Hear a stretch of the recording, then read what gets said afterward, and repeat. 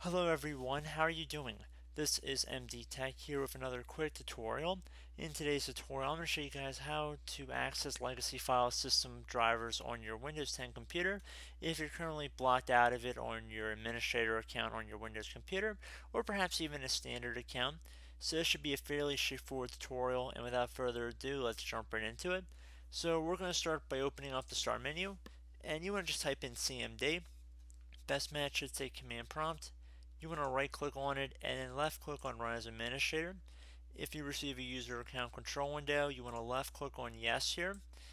Now into this elevated command line window, you want to type in net, so NET, space user, space administrator. So admin, ADMINSTRATOR, space /active, yes. So again, net user administrator space /active yes. Then you want to hit enter. Once you're done doing that, you can close out of the elevated command line window, open back up the start menu, and now you want to left click on the little user icon right here. So left click on that, and now you want to left click on what it says administrator right here. So left click on that.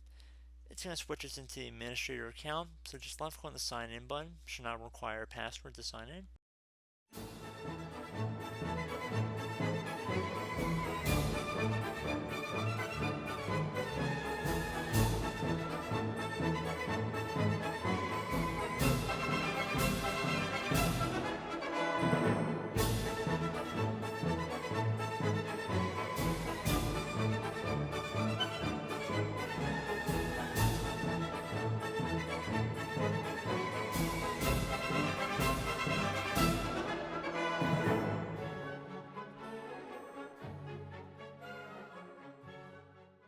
Okay, so at this point, just try and run whatever drivers or programs you were experiencing the issue with.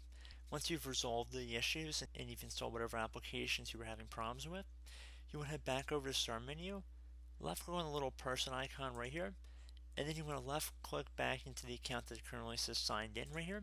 So left click on that account information. Now you want to enter in your computer password, and this is again after you've resolved your issue. And now you want to go back and open up a start menu again, type in CMD.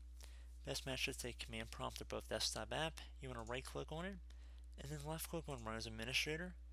If you receive a user account control prompt, you want to left click on Yes. So now you want to type in net, so NET, space user, space administrator, space /active, no, so one dot on top of another dot.